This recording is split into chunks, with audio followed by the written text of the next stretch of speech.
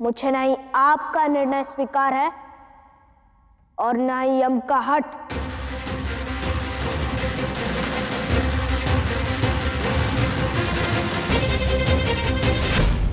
किंतु इस विवाद से मेरी माता को कष्ट होगा, जो कि मैं होने नहीं दूंगा।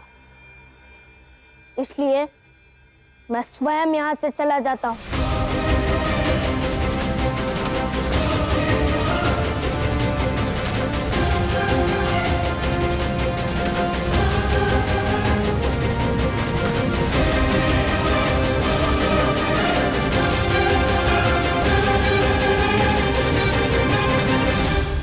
आज सिद्ध हो गया, आज सिद्ध हो गया कि आप देवों से कितना प्रेम करते।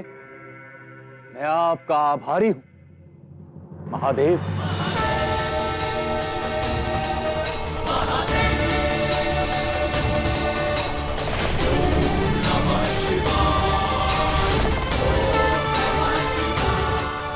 अंततः आपने न्याय पुंज को हमारे पक्ष में जन्म दिया, देवों के पक्ष में।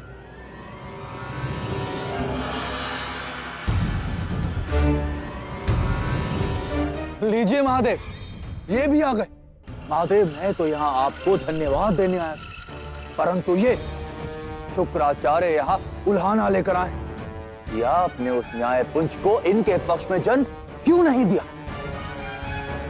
बड़ा विश्वास था इन्हें आप पर महादेव।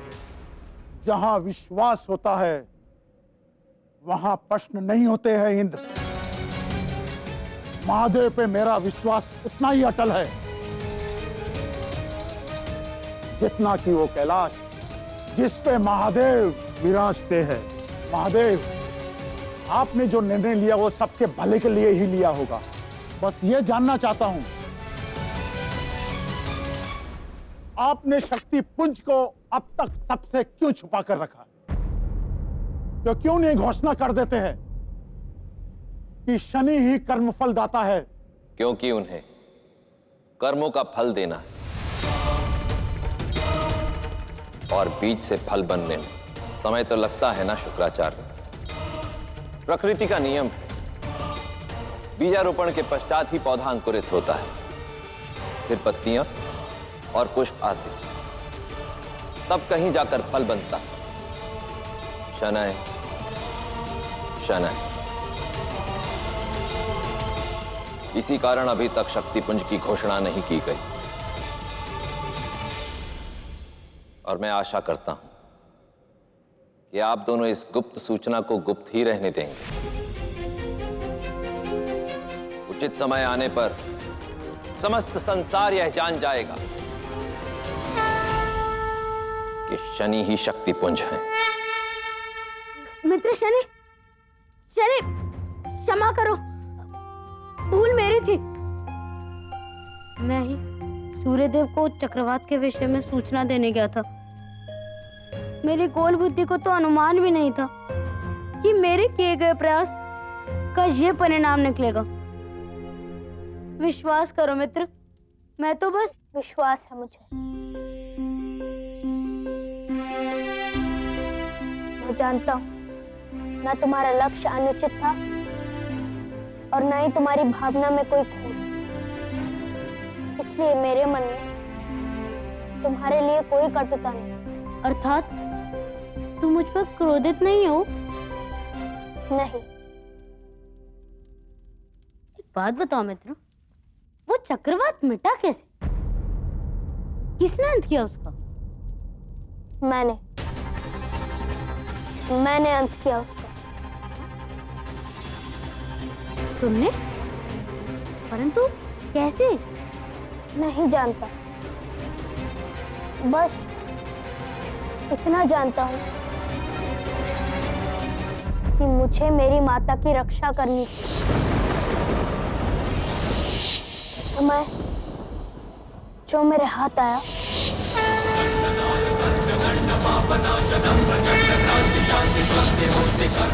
मैंने उससे प्रहार किया।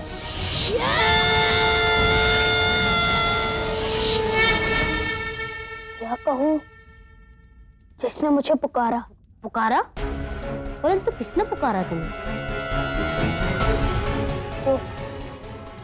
वो दंड। मुझे लगा वो मुझे पुकार रहा है।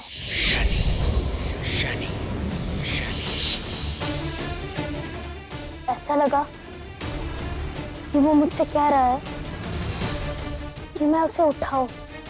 नहीं जानता क्यों ऐसा लगा, समझ नहीं आ रहा ये सब कैसे हुआ। बहुत सी बातें, बहुत सी घटनाएं ऐसी होती हैं शनी, जो धीरे धीरे समझ आती। समय आने पर शनै शनै। अभी तो बस ये समझ लो कि जो कुछ भी हो रहा है वो महादेव की इच्छा से हो रहा है।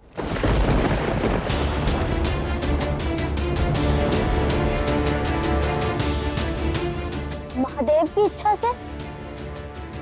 यदि ये महादेव की इच्छा थी कि मेरी माता को चक्रवात में फंसना पड़े, उन्हें चोट लगे, यदि ये महादेव की इच्छा है कि मुझे अपनी माता से दूर रहना पड़े, तो मैं महादेव की ये इच्छा अस्वीकार करता हूं।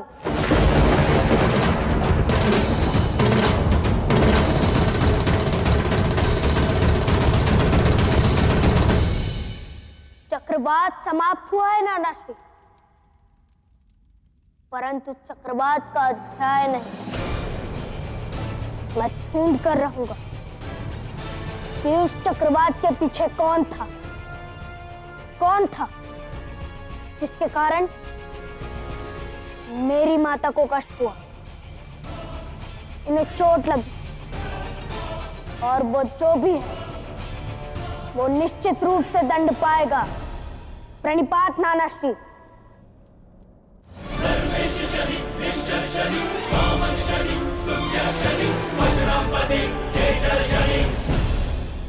दंड नायक के हाथों में उसका दंड आ चुका है। शनि की यात्रा का पहला चरण समाप्त हुआ। अब न्यायकर्ता बनने की यात्रा प्रारंभ होगी। परंतु न्यायकर्ता को निष्पक्ष होना होगा, हर संबंध से दूर रहना होगा। परंतु शनि तो अपनी माता के और निकट आ रहा है। क्योंकि व्यक्ति जितनी अधिक ऊंचाई से गिरता है, उसकी चोट भी उतनी ही अधिक प्रभावशाली होती है। वैराग्य पाने के लिए उसे मातृ प्रेम की चरम सीमा को छूना होगा। शनि से सब दूर हो जाएंगे, विशेषकर वो जो उसके सबसे अधिक निकट है, उसकी माता छाया। कर्म फलदाता बनने के लिए शनि को अपनी माता से दूर जाना ही होगा।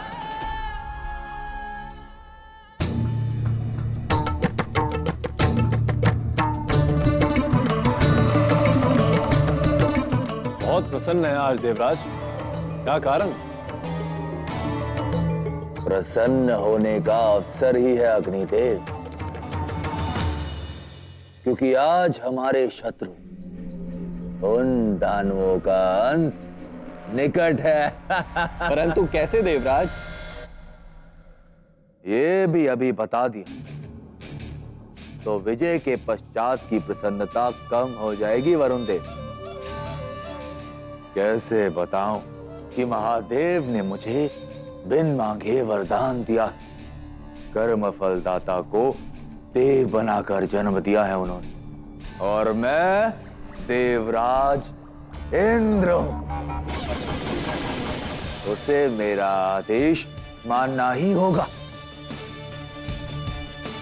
सर्प भी मर जाएगा और लाठी भी नहीं टूटेगी। दोनों पिता पुत्र मिलकर उन दानवों का नाश कर देंगे। नाश।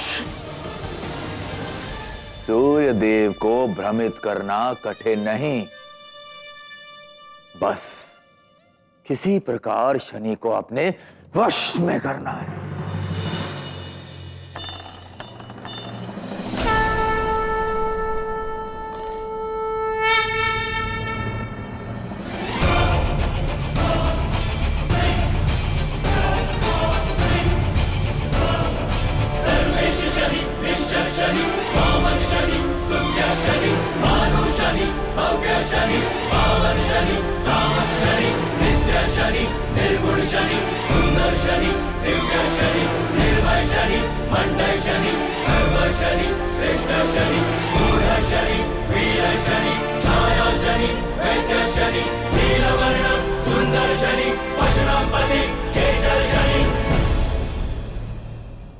आओ शनि आओ, देवराज इंद्र के दरबार में सूर्य पुत्र का स्वागत है।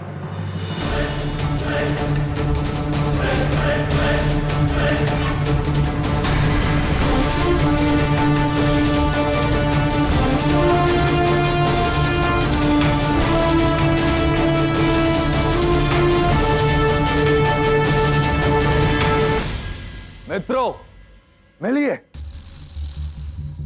निर्भय तेजस्वी सूर्य पुत्र से,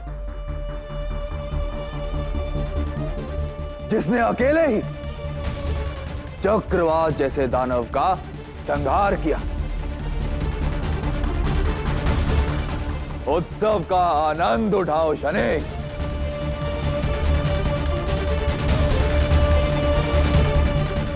मैं यहाँ आपका सत्कार या प्रशंसा पाने नहीं आया हूँ देवराज।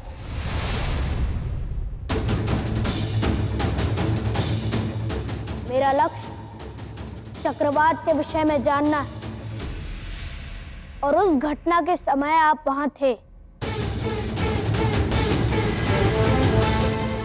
तो आप अवश्य जानते होंगे कि वो चक्रवात कहां से आया, क्या मंतव्य था उसका, मेरी माता पर क्यों आक्रमण किया उसने।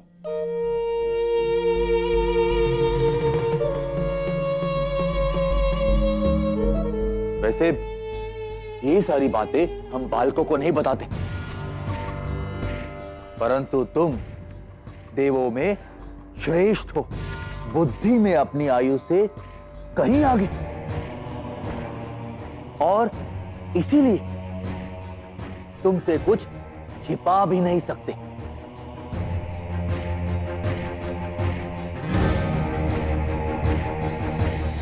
चक्रवात को दैत्य गुरु शुक्राचार्य ने रचा था।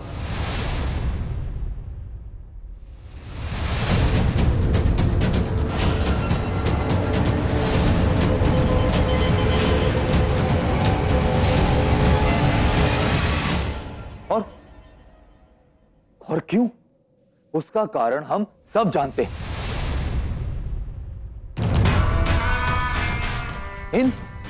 इन दैत्यों का लक्ष्य ही है हम देवों को संकट में डालना, और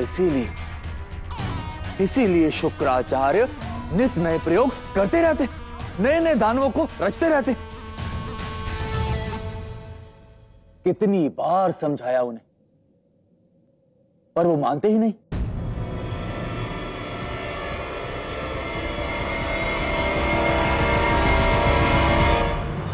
शनि के मन में दैत्यों के विरुद्ध शत्रुता का बीज मैंने बो दिया है। इसे निकालने वाला फल निश्चित रूप से दैत्यों के लिए बहुत कड़वा होगा। शनि निश्चित रूप से उन पर आक्रमण करेगा। क्या विचार है सूर्यपुत्र? कैसे लोगे प्रतिकार अपनी माता पर हुए आक्रमण का?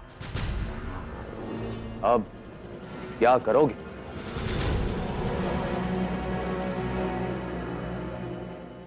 सोचूंगा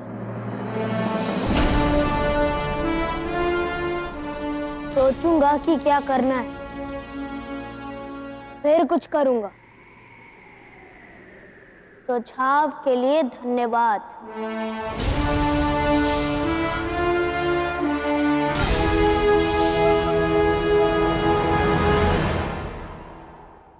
आशा है जो आपने कहा वो सत्य है।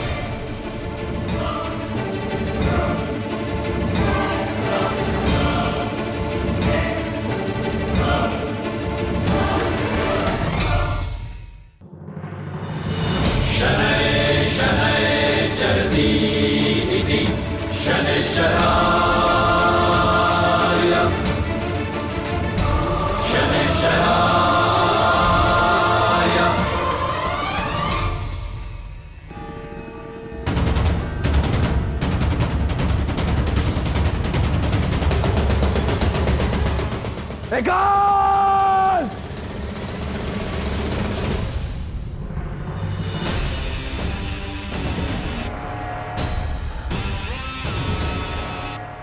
देवेंद्र,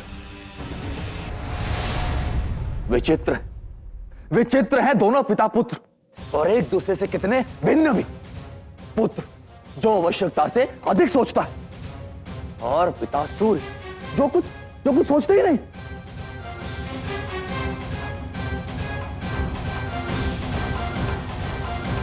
कोई बात नहीं शनि, जब तक तुम सोचोगे सूर्य देव शुक्राचार्य का नाश कर चुके होंगे, और जैसे ही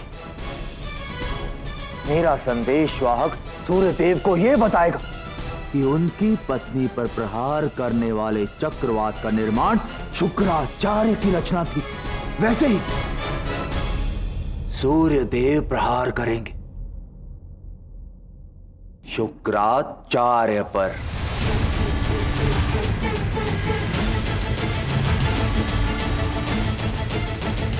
एक पूरे संसार को ऊर्जा बांटने वाला, और दूसरा संसार को कर्मों का फल बांटने वाला। दोनों पिता और पुत्र शत्रु बनेंगे शुक्राचार्य, शत्रु शुक्राचार्य के।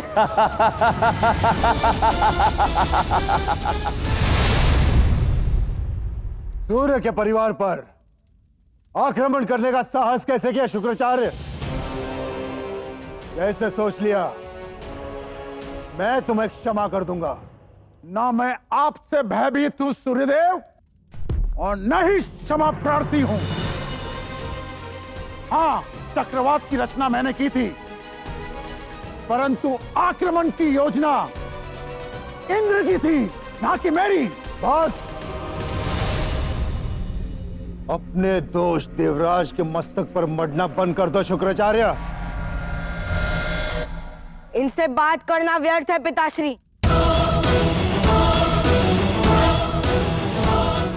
वो दैत्य और उनके ये गुरु केवल प्रहार की भाषा जानते हैं, और वो भाषा मुझे भली भांति बोलने आती है। सूर्य पुत्र हूं, जलाकर भस्म कर दूंगा, प्राण ले लूंगा मैं इनके। किसी के प्राण लेने का आधार न्याय होना चाहिए, ना कि क्रोध।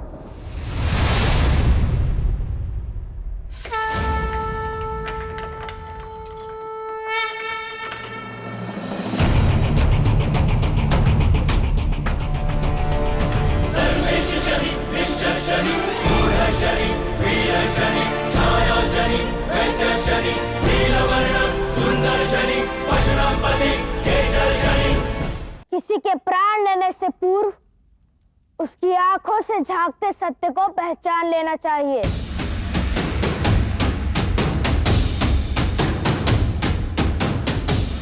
और यदि सत्य नहीं पहचान सकते तो ना तुम किसी के प्राण लेने के अधिकारी हो, और ना वो व्यक्ति प्राण देने का पात्र।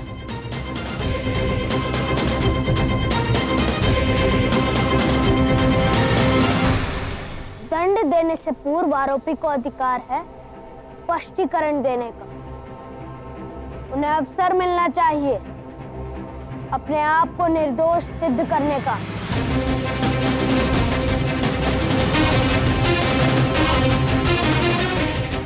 और यही न्याय न्याय का सिद्धांत है।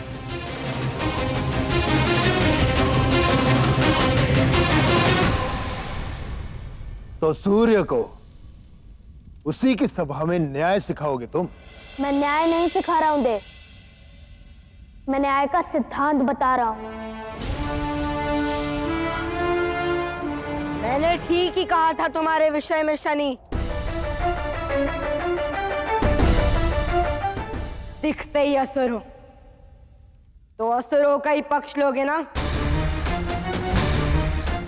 जिसने माता को मारने का प्रयास किया उसी का पक्ष ले रहे हो। तुम्हें माता से प्रेम ही नहीं।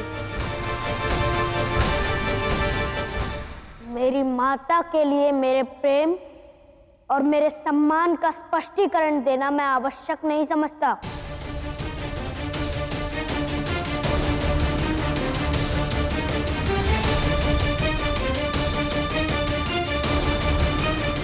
परंतु यह आवश्यक है कि प्रतिकार वास्तविक दोषी से ही लिया जाए। दंड उससे ही दिया जाए जिसने अपराध किया हो। शुक्राचार्य को अपनी बात सिद्ध करने का एक अवसर मिलना ही चाहिए।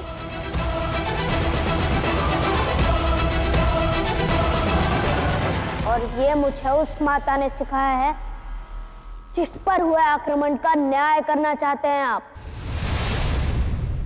तुम्हें यहां आने की अनुमति किसने दी? मैं तुम्हें संतान अपने पिता से सीखती है सूर्यदेव, और यदि संतान से पिता को कुछ सीखने को मिले तो उसे प्रस्तुत रहना चाहिए सूर्यदेव।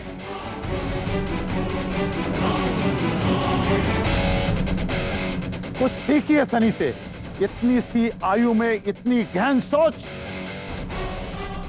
न्याय के लिए इतनी स्पष्ट चेतना।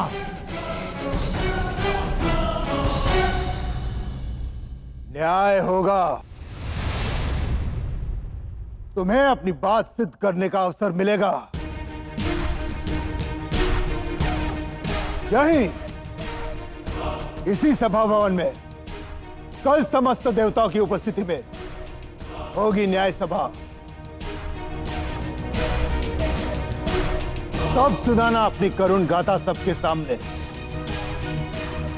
तब लेना अपने अपराध का दंड। मैं जानता हूं तुम अपराधी सिद्ध होगे, और तब मैं तुम्हारा और समस्त दानव वंश का अंत कर दूंगा।